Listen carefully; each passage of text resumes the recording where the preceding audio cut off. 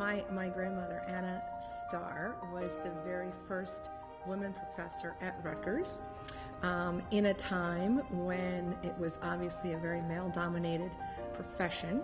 And I never really knew the time that she was at Rutgers because I was probably 4 or 5 years old when she retired. But I do remember the fondness that she had for Rutgers and always just wanting to help, and psychology was the love of her life, was career-wise. The gift is clinical work has been seeing lives changed, right?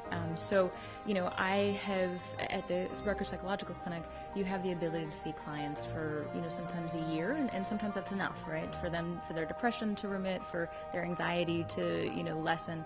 But you also have this ability to see clients for 2 years, 3 years, to really see them through profound changes in their life. So, you know, I've worked with clients who came in with chronic depression and who had struggled for years but never really knew how to cope with it. And, you know, to begin to give them, you know, both the skills to cope with what they're facing and also to begin to, you know, get them, to help them have insight into why they're feeling this way, you know, then they can start to begin to choose how they want to live their life. And it's, you know, been a really sort of amazing journey for me as well.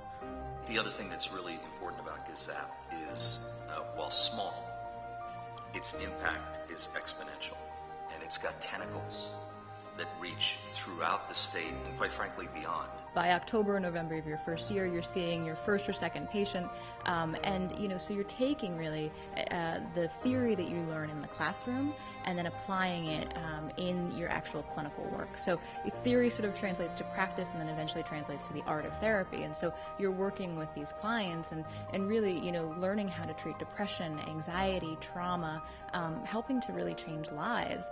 And then you're going back to the classroom and going back to your supervisor and learning the nuances of how to do that. And, you know, so it's a really kind of incredible, you know, experience and sort of feedback loop where you're constantly learning, whether that's in the classroom, in the community, in the clinic, in, you know, a supervisory setting. So I can't say enough about just the model of training and the quality of training. When the subject of autism or Tourette's or any other psychological thing comes up, Rutgers is always on the forefront.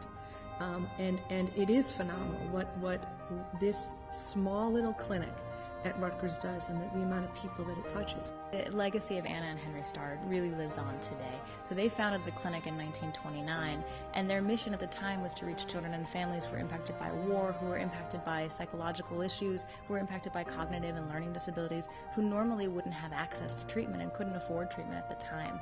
And so to think of just since 1929 of the thousands of children, families, adults, couples who've been impacted by the work of the clinic is really amazing. And I think if they were to be here today, I think that they would really be proud and really be excited to see how the clinic will continue to evolve and change in the future and grow. I've heard a lot of stories about her grandparents, about equality, the importance of giving back, treating people with dignity and respect, and always an appetite for continuous learning. And we're proud and very pleased that we have the opportunity to do the endowed fellowship to help students in the clinic, which is our own way of carrying on that tradition, which is so important.